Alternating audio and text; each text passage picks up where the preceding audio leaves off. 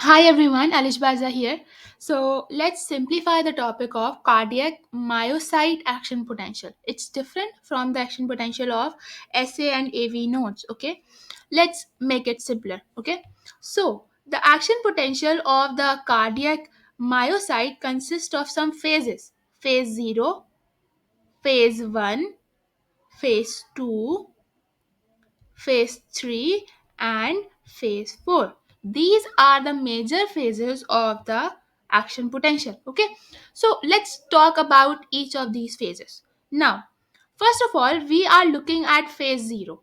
Okay, so phase 0 is represented by a green line here in this diagram and a green arrow here in this diagram, as you guys can see. Okay, so phase 0 is basically depolarization. Okay, sodium ions, they are coming inside the cardiac myocyte. Therefore, the voltage of the cell, it increased from minus 85 to 0, and then to some positive value, okay, so this phase is basically called depolarization. In easier language, I would call it as excitation, and this was phase 0. Let's talk about phase 1. Phase 1 here in this diagram is represented by a yellow line, as you guys can see. Okay, now look at this diagram here. You guys can appreciate this yellow arrow. This represents potassium that is going out of the cell. Okay, so in phase 1, potassium is basically going out of the cell. Potassium is basically going out of the cell. Which cell? Cardiac myocyte. Then we have phase 2. Phase 2 is very important. Phase 2 represents plateau. Plateau phase occurs whenever there are, I would say, equal inside and outside movements of two positive ions. Look at this diagram now. So in plateau phase, we have inward movement of calcium, as you can see from this big blue arrow, and then we have outward movement of potassium as well. Okay, we have inward movement of calcium and then we have outward movement of potassium. Done with that. Then we have phase 3. Phase 3 is kind of decrease in action potential of the cell.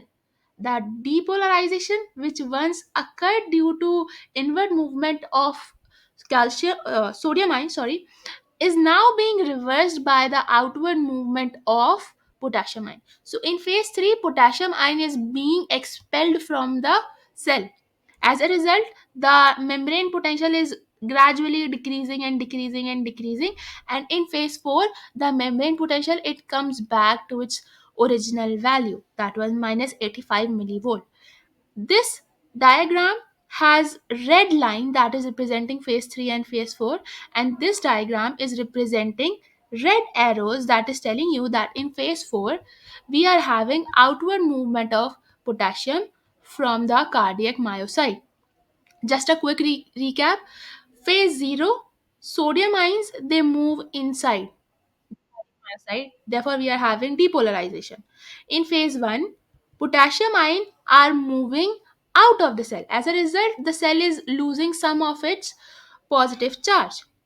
Then in phase 2, we were having a plateau, right?